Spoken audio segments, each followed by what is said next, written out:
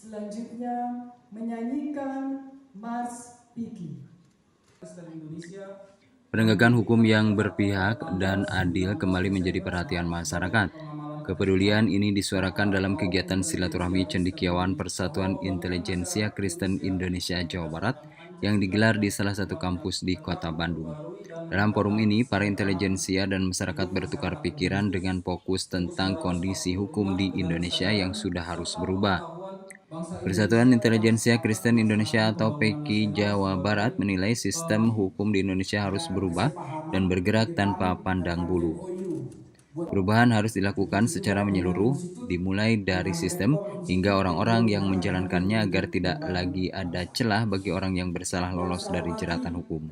Terima kasih ya, saya kira kegiatan ini sangat luar biasa ya, di mana DPD PKI Jawa Barat melakukan satu beda buku yang dalam hal ini bicara tentang hukum.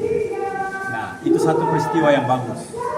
Kalau dari semua inteligensia berpikir bagaimana menyumbangkan pikiran-pikiran yang terbaik kepada bangsa ini, dan kita berharap bahwa hukum kita di Indonesia ini ya sebenarnya sistemnya yang harus diperbaiki.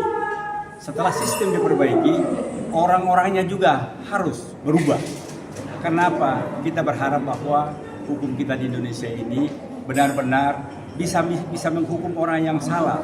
Seperti yang tadi disampaikan oleh Pak Sekjen, acara yang luar biasa, beda buku tentang hukum pidana. Apalagi di tahun 2026 ini, tanggal 2 Januari 2026 kemarin, di Indonesia telah memperlakukan KUHP, KUHAP, dan penyusunan pidana baru. Sehingga acara bedah buku ini sangat-sangat luar biasa mendukung untuk pembaruan hukum di Indonesia.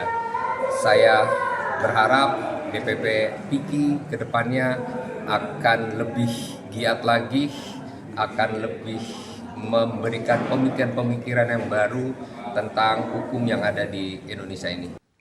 Dalam forum silaturahmi cendekiawan Persatuan Intelijensia Kristen Indonesia Jawa Barat juga sekaligus diluncurkan sebuah buku dengan tema hukum pidana nasional berdasarkan Pancasila.